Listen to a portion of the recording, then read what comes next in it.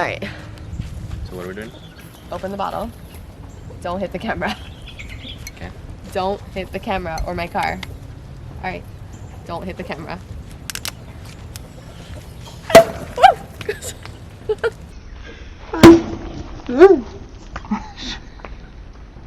Alright. We have permits. So, we forgot cups, you guys. So we're gonna drink it out of the bottle. Alright. Cheers. We have permits, you guys. Oh my gosh. Oh! Don't do that. Alright. Alright, you guys, we finally have permits. It has been a very long time in the making with the county to get our permits for our house, but we finally have permits, and we are going to be sharing with you the tips that we have learned the hard way sometimes to build our house from the ground up, like you can see behind us. Let's go.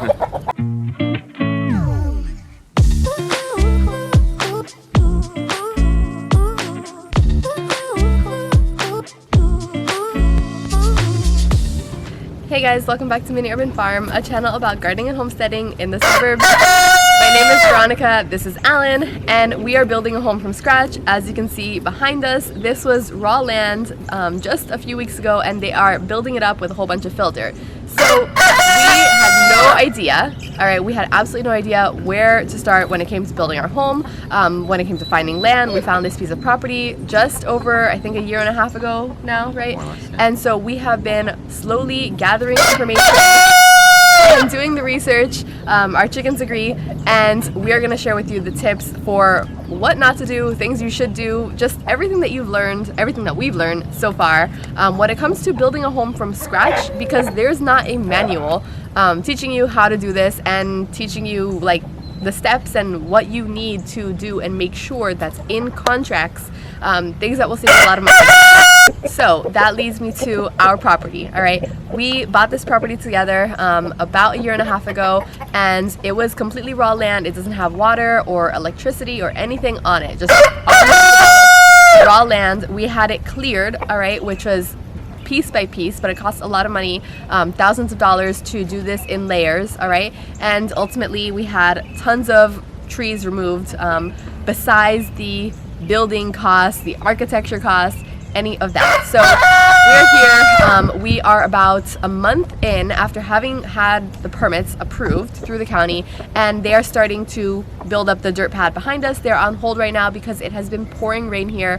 So in order to get the appropriate compaction levels to build on top of the property, they need it to dry out so that we can continue building. So that's where that is where we are at right now, which brings me to our first tip, which is to make sure that the architect and the builder combined provide everything, all the documents that you need to submit to the county for approval. All right, we have had some issues with this because we took it at face value when the architect said that he provided everything that we needed to get these plans approved.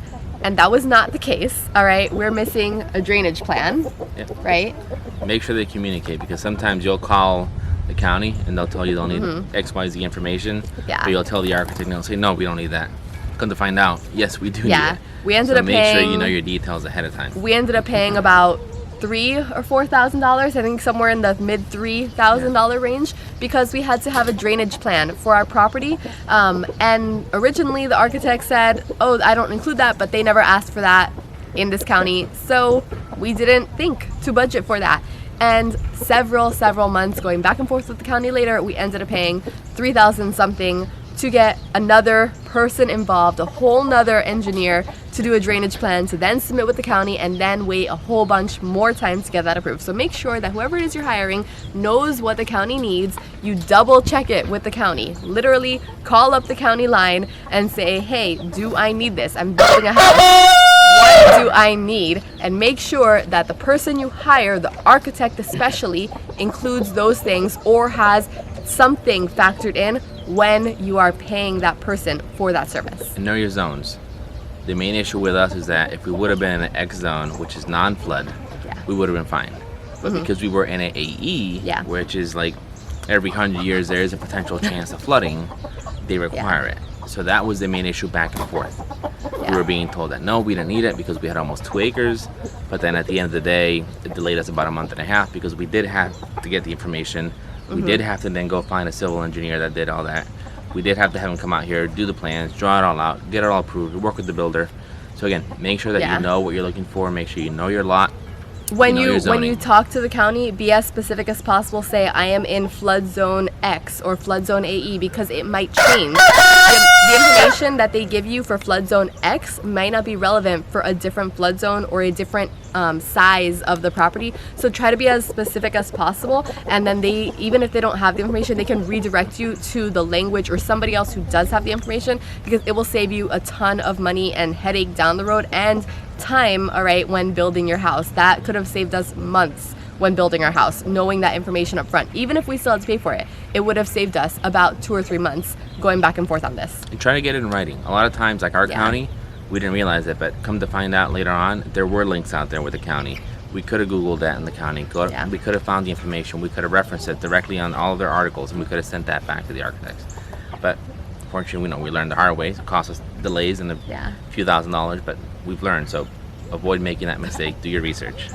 Which brings me to my next point, which is tip number 2, ask for references, all right? Because if you're working with somebody who has not ever worked with this county, or, is out of the area, or whatever the case is, they're not gonna know this type of information. So make sure that whoever it is you select for your architect, for your builder, has some sort of references, and they can provide additional information, all right? Is this person somebody that knows their stuff, has it together, is good to work with, etc.? All right, I know I touched on this one specifically in my tips to working with an architect. I'll link to that one below, because there's a whole separate set of tips to working with our architect that I have for you guys. But ask for references for everybody, and they'll be able to give you a lot of insight into, should I work with this person, or if I do choose to work with this person, what other things do I need to consider?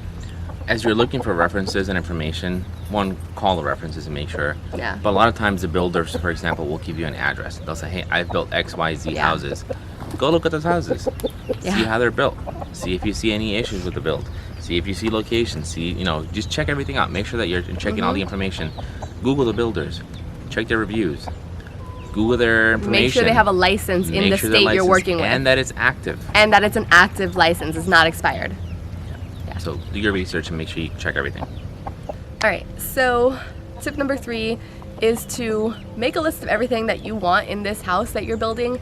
Check it 3, 4, 5, 6, 7, 8, 9, 10 times. All right. Make sure you know it like the back of your hand what it is that you want included in this house. If that's crown molding, if that's a certain type of paint, whether it's flat paint, eggshell paint, all right, if you want the doors painted a different color, everything that you specifically want, make a list of it.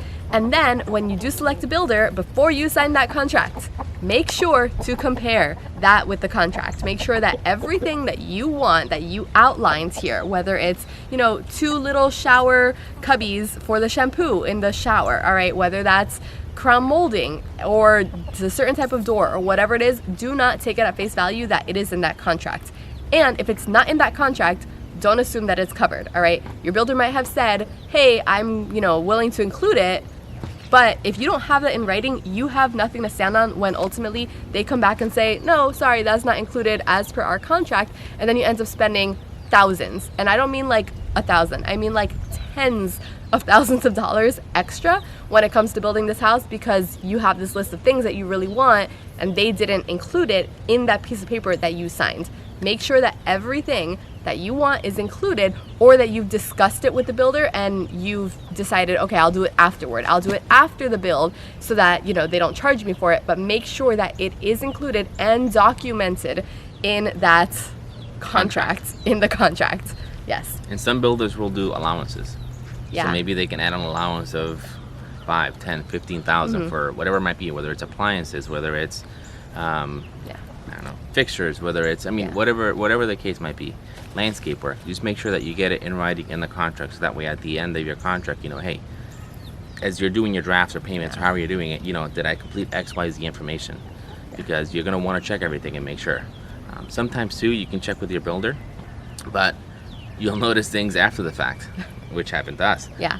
There were fans missing. There were outlets that were missing in some of the rooms. Which wasn't the builder. It was the architect didn't draw them in, but our contract is based on the plans that we submitted. So if it wasn't in those plans, then they didn't include that in the contract. It says all lighting fixtures as per plan, but if it's not in the plan, you're not getting that lighting fixture. Whether that's a fan or whatever it is not included. So make sure. And bonus tip on that same note with the allowances, all right, make sure, for the love of all that is holy, make sure that your allowances make sense. Make sure that they're not giving you $2,000, for example, for all of your appliances in the house, because that's not enough. If it makes sense, then cool, check it off. Price check, do your research. If you have X amount of stoves or refrigerators or whatever it is, do your research and see. If it's supposed to be $5,000, then go back to them and say, hey, you have two, but I think it's gonna be more like $5,000. Hey, I don't think that makes sense. I don't think there's enough money in that allowance fund for the things that we need in the house.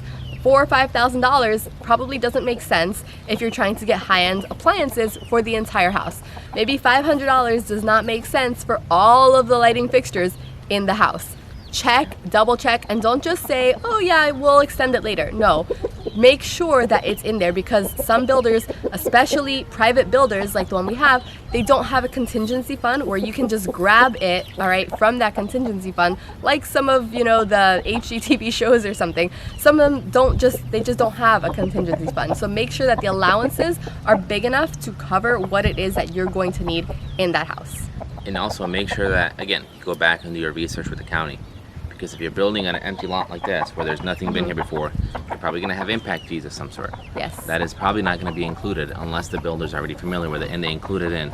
You're probably going to have a well and septic if you don't have county water. Yeah. Power. You can check some of those things, like the allowance. We have an allowance for our well and septic. Call a septic place. Say, hey, how much does this generally cost? Call the county and say, hey, how much do impact fees generally cost? Because we have an allowance of X amount of dollars for the impact fees. If you go on the county website or call the county, they should be able to tell you if that's a good enough allowance. If it's not, then you are going to pay more for that. You're gonna have to pay more out of pocket. That's something you don't want to do, something we don't want to do. No one wants to pay extra when you're already spending a ton of money on building this house. Don't be scared to ask questions. Some of them are as simple as, how many square feet do you have? Yeah. How many bathrooms do you have? How many sinks? And they can tell you some of the information that you need. Yeah. So ask everything and make sure that all of the numbers add up. Which is a great segue into our next tip. And this is like the mind-blowing one, all right, that we have personally, we've dealt with all of these, and we are telling you from experience, but especially this one, all right, make sure that in your contract there is specific language dedicated to dealing with overages, whether that's allowance overages or some sort of overage that the builder has to pay for. For example, the clearing of this lot, this beautifully cleared lot that you see behind us. All of this is the building pad, all right? Took a lot more money to clear than we originally had in our budget. And it was an allowance in our budget. They allowed $15,000 for the clearing of this beautiful property behind me. It did not take $15,000 to clear this property. It took, to date, and we're still not done, all right, with the building pad thing here, all right? It took so far $40,000, and they only budgeted $15,000. Do your research. Yeah. Again, make sure they communicate. Make sure there's something in it that says if they are to go over, they communicate it with you. Yes, because or plan accordingly if they don't know ahead of time. If you're the one paying for it, rule of thumb, if you're the one paying for it, you're the one approving it. All right? If no one comes back to you and says, hey, by the way, it's gonna go over, before they spend that money, then you need to make sure, all right, you have that in writing somewhere, that it says anything that's over, the client, that's you, the client, gets to approve it, all right? Because we have a current situation where they spent the money and we did not approve that. And our allowance says $15,000, nowhere to be found, that $15,000, all right? We're already at $40,000 and nobody came back and said, hey, is that okay? Where are we removing this from? Like, how are we adjusting for this? Nobody said that, and now we have an issue that we're having to go back to the builder and figure this out because nobody came through and said that. Make sure it's in your contract that it says, client has final approval on allowances, on price increases, whatever it is. make sure there's language in there surrounding that. Anything that involves your money out of your pocket. If it's part of the contract that's built in, you don't really care because it's part of your contract. But if it's an allowance or something that could potentially go over to impact you in your pocket, make sure you know exactly what's going to happen, how they communicate it with you, and how you're going to approve it. Yes. All right. So on to our next tip. I lost track of which number it is, but on to our next tip, which is to meet everybody you're going to be working with ahead of time. All right, you hire the architect, you hire the builder, you probably have a face-to-face meeting with them. You know, they're pitching you their work, they're pitching you their portfolio. That's all great.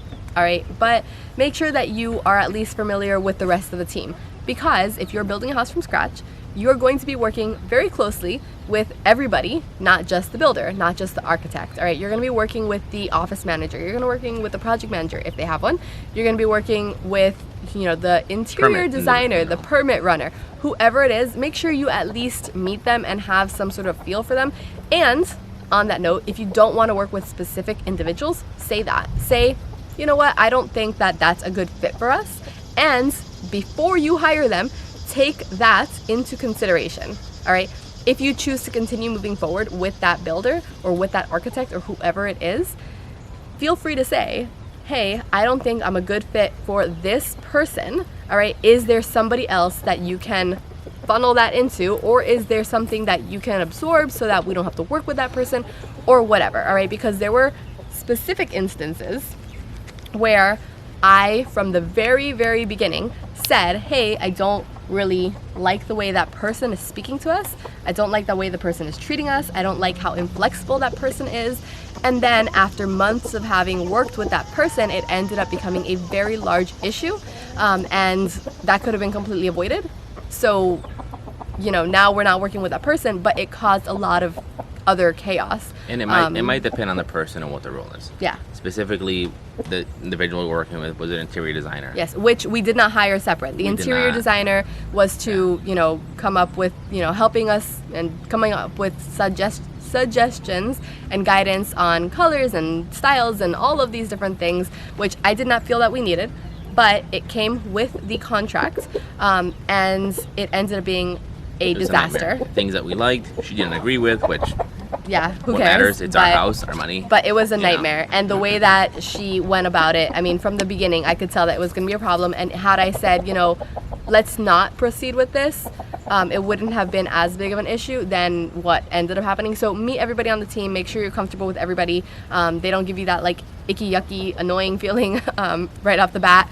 That would probably be a good starting point to not want to like punch them as soon as you meet them. Just make sure that you're comfortable working with everybody, because you're going to spend a lot of time going back and forth with these people. Make sure you know a detailed, I guess, outline of what each person is supposed to do. Yeah. And how they're going to report back to you.